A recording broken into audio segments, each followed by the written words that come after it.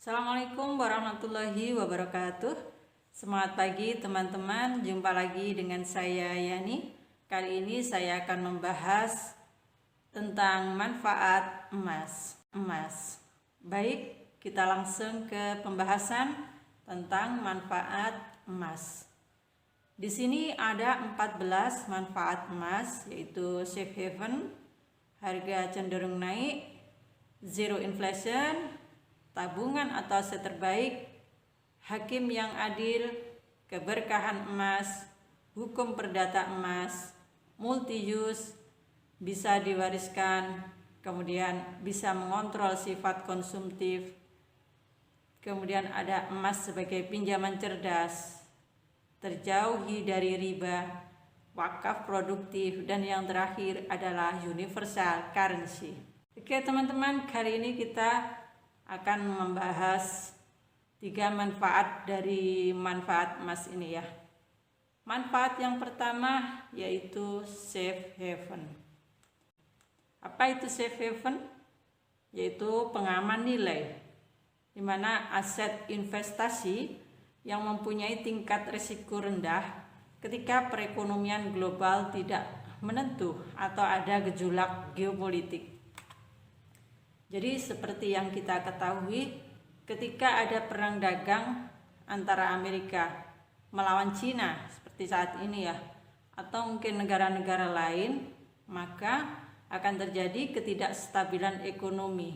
Nah, kita lihat nih banyak berita-berita safe haven ketika ada kejadian politik yang tidak menentu dan ekonomi menjadi resesi. Maka orang akan mencari komoditi apa yang bisa menyelamatkan asetnya. Ini saya mau cerita teman-teman. Jadi ketika di tahun 1990 itu kita mempunyai uang 50 juta. Si A disimpan dalam bentuk emas dan si B disimpan dalam bentuk uang. Yuk kita lihat perbandingannya. Di tahun 90 itu harga emas 23.000. Nah, si A bisa membeli emas dengan uang 50 juta itu 2.174 gram. Dan si B tetap menyimpan uangnya, asetnya dalam bentuk uang ya. Nah, itu sebagai contoh akan kita berikan premium. Si A bisa membeli premium sebanyak 90.000 liter 909. Sementara si B juga bisa membeli premium sebanyak 90.000 liter 90.909 liter. Kemudian ketika tahun 98 terjadi krisis moneter, teman-teman. Masih ingat kan? Di tahun 98 itu terjadi krisis moneter. Harga emas naik, ketika itu naik 140.000. Nah, si A tadi yang menyimpan dalam bentuk emas, yang emasnya tadi 2.174 ya, itu bisa mendapatkan premium sebanyak 253.623 liter. Sementara si B cuma bisa membeli premiumnya 41.667 liter. Kemudian masih di tahun 98 ada kenaikan emas lagi 250.000 per gramnya. Sementara bensinnya premiumnya tadi masih 1.200 ya. Si A bisa membeli premium 452.899 liter.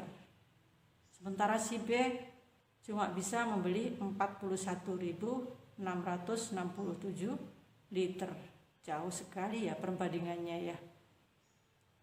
Kemudian di tahun 2019 itu harga emas naik teman-teman, 750.000. Dan harga premium ketika itu 4.500. Si A dengan emasnya 2.174 gram tadi bisa membeli premium 362.319 liter. Sementara si B yang menyimpan asetnya dalam bentuk uang cuma bisa membeli 11.111 liter.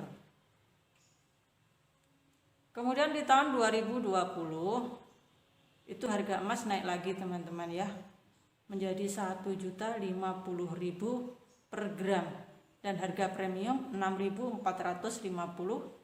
liter.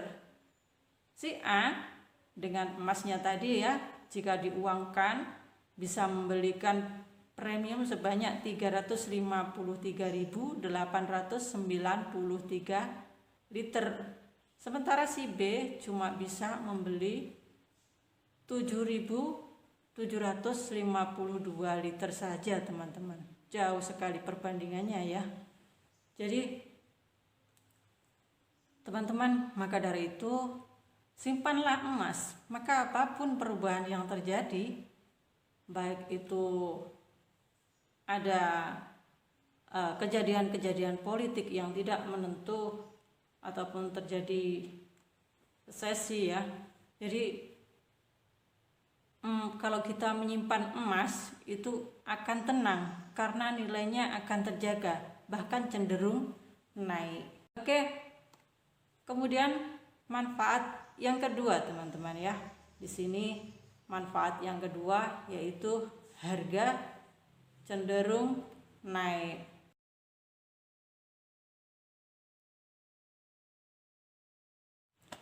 Manfaat yang ketiga yaitu emas bisa menjadi pinjaman adil dan cerdas. Istilah pinjaman yaitu bisa disebut qard adalah akad pinjaman yang wajib dikembalikan dengan jumlah yang sama pada waktu yang disepakati secara teknis.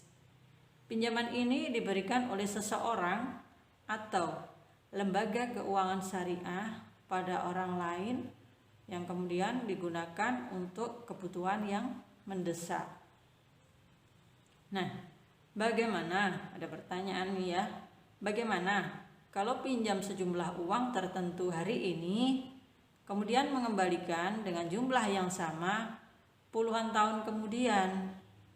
Apakah nilainya tetap sama? Yuk kita cek. Ini ada contoh kasus dari ibu mertua dan temennya. Di tahun 2005, ibu mertua meminjam uang sejumlah 4 juta dari temennya. Ketika itu di tahun 2005, uang 4 juta ini bisa dibelikan emas sebanyak 20 gram. Namun, ibu mertua baru bisa mengembalikan uangnya di tahun 2020. Kira-kira teman-teman, di tahun 2020 ini kalau kita emaskan uang 4 juta ini bisa nggak jadi 20 gram? Jawabannya tidak bisa. Kenapa?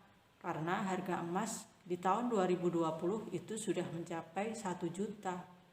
Jadi kalau kita mau membeli emas sebanyak 20 gram, kita butuh uang 20 gram. Sementara pinjamannya tadi cuma 4 juta. Sama ya, ketika di tahun 2005 pinjamannya 4 juta. Sama 4 jutanya di tahun 2020. Namun kalau diemaskan itu di tahun 2005 itu bisa mencapai 20 gram, namun di tahun 2020 cuma dapat 4 gram. Jadi hilang yang 16 gram, teman-teman. Jadinya rugi, teman-teman ya. Jadi kenapa harus memberikan pinjaman dalam bentuk emas? Agar nilai harta yang meminjamkan tadi itu terjaga. Begitu ya teman-teman. Apakah merugikan bagi peminjam? Justru jika pakai uang fiat itu menzalimi orang baik yang sudah meminjamkan karena nilainya turun. Kita kasih contoh lagi, misalkan dibelikan beras teman-teman tahun 2005. Uang 4 juta itu jika dibelikan beras, harga beras di tahun 2005 itu 3.300 per kilo. Itu bisa dapat 1.212 kilo ketika tahun 2005. Namun di tahun 2020 uang 4 juta itu hanya bisa harga berasnya itu 8.500 per kilo, hanya bisa dapat 470 kilo. Jadi hilang itu berapa kilo aja itu ya. Jadi teman-teman, karena itu kesimpulannya memberi bantuan itu kan baik teman-teman ya, ke saudara, ke teman, ke siapa saja itu baik. Namun baiknya memberikan bantuan pinjaman ke orang lain itu maka berikan dalam bentuk emas, maka aset Anda itu akan terjaga. Jadi pahamilah manfaat emas dan cara penggunaannya supaya Anda mendapatkan benefit dari emas. Demikian teman-teman yang bisa saya sampaikan dalam pembahasan manfaat emas kali ini. Jangan lupa like, subscribe, dan share. Wassalamualaikum warahmatullahi wabarakatuh.